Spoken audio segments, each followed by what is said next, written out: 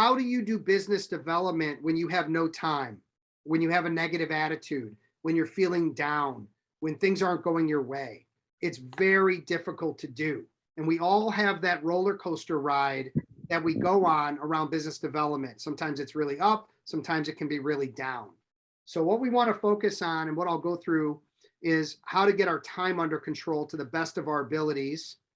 Okay, looking at our behaviors and how it affects productivity, developing better habits for business development, and then again, staying consistent when the chips are down. All right. So time is money for you guys more than any industry. Lawyers, time is money. So how you invest your time is really important.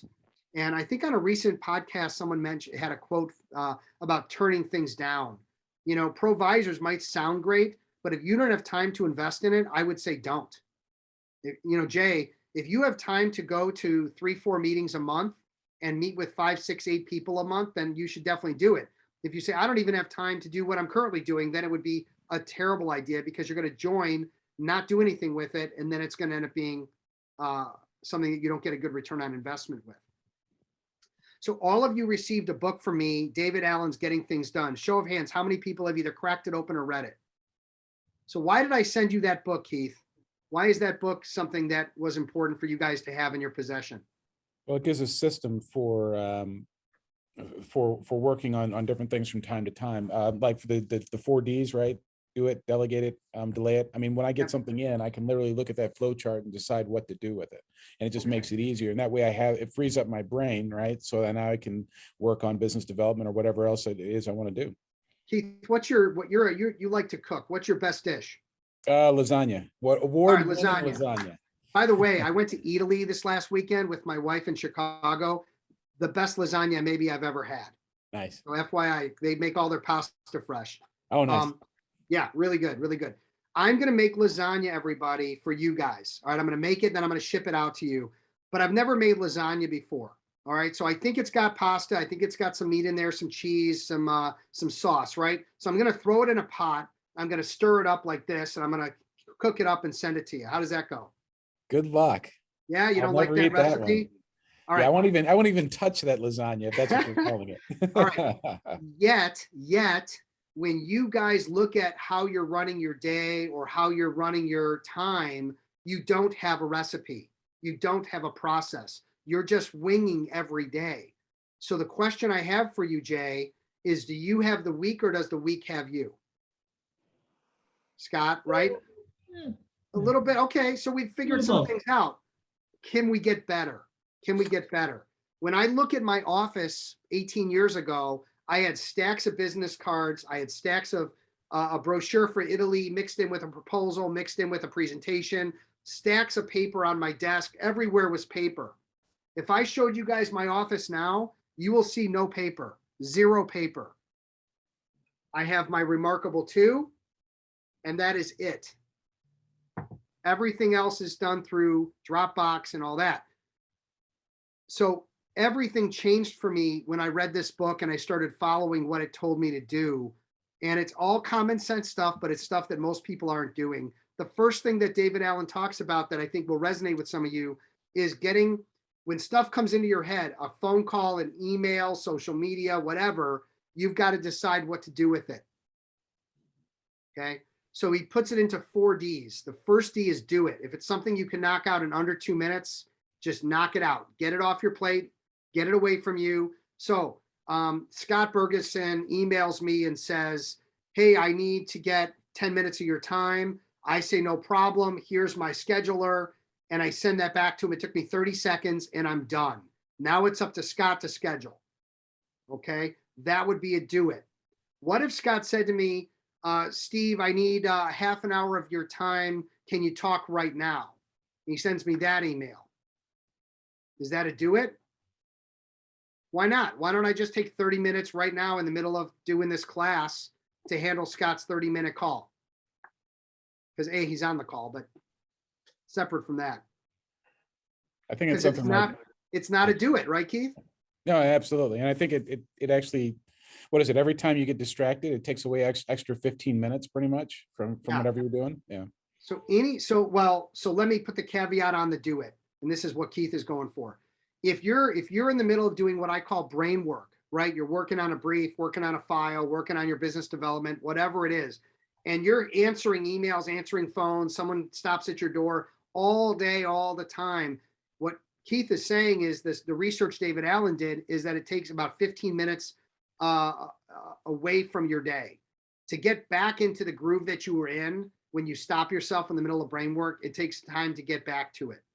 So he's saying, if you're going to do things that are deferred, which is that 30-minute call with Scott, when I'm doing something and scheduling things, that's what defer means, schedule it. Then it's my brain work. I'm not doing other things. And I know we all think that we can multitask. The reality is you're just going to do a bunch of things half-assed. You're not really going to do anything well. So if it isn't a do it, it might be a defer it, which means schedule it. So I have to review Clint's plan before our meeting. I know it's going to take me 15 minutes to review his plan.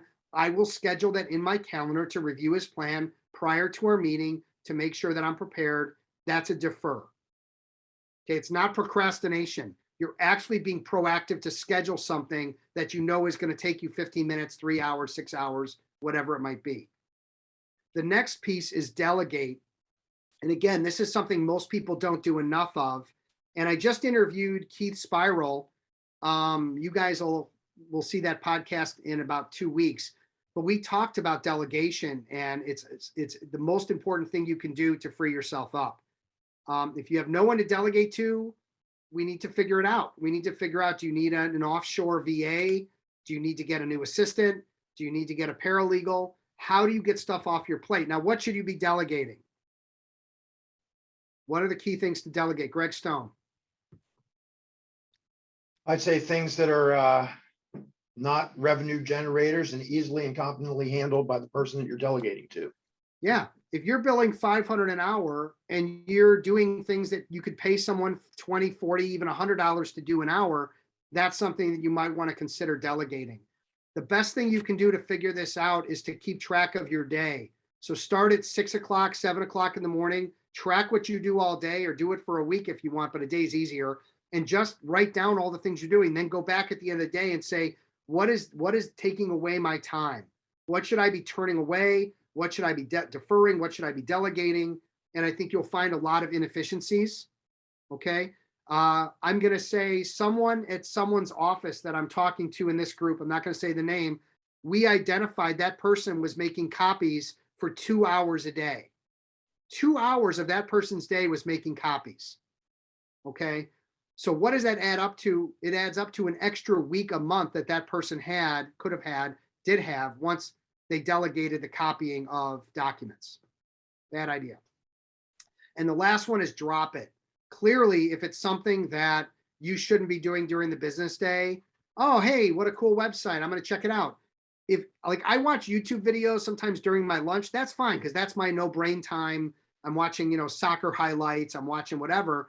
That's fine. But during your day where you've got billable hours and you've got people to call and meetings to set up, you should not be doing things outside of billing hours, business development, and maybe, some interaction with your colleagues. Okay. Maybe a little bit of marketing. Okay. So this is the flow chart. I'm not sure if you guys can see this, but this is in your USB drives that I sent you. It's also in the book that I sent you. And essentially it shows you should print this out and put it up by your desk and try to stay on it for a couple weeks. To build a habit takes a couple weeks. To get into getting things done and get into that habit of the 4Ds, it's going to take some time. You can't just do it for a day. You've got to do it for 3 to 6 weeks. Just happened to do that this morning, Steve, by the way. Hey, nice. Look at you. All right, Greg Stone, everybody. So it comes into your in basket, and then you have to say, what is this? And what am I going to do with it? Is it something that is workable? All right, let's move it down into what's the next action, something I can knock out in a couple minutes, or it's something I need to do later or trash or get rid of. So go back and review that flow chart. Something else that this book, and maybe I'm going to wrap up on this. If you decide that you want to get into getting things done and make this a big part of your life and improve your time management generally, business, personally, whatever, it starts with something called the purge. I took all those business cards, all those stacks of papers. I put them in a huge pile, and it took me and my assistant about 6 hours on a Saturday on a stack that was like this high. We took the top piece of paper, we looked at it, we said, what is this? Oh, this is something that's trash. It went right in the recycle bin. Then we took the next piece of paper. We didn't go down to the middle. We worked it from the top down. This is something that I need because this is a client document. I need to file it. And I got a label maker. I still have my label maker to this day. Love my label maker. And I put everything into files. Now I'm paperless. The label maker's, good for putting it on my son's fishing poles in case he loses one. But otherwise, it's really important to have everything organized really well in your file cabinets. This saves you all the time of having to find things. So the purge is really, really a big part of what makes you kind of feel like the weight's off your shoulders and you're kind of starting from an even playing field. Okay, another thing I do is I use my calendar religiously. If my son wants me to pick him up from school and it's not in my calendar, he's not getting picked up from school. He will just sit there, and text me, and I'll be like, nope, I walk home. Like, that's it. You got to get it in my calendar. Both my son and my wife know that. And then again, tracking your day or your week to find those inefficiencies, to find where you're wasting time, really important. Okay. And then again, delegate anything and everything you can. Really critical stuff.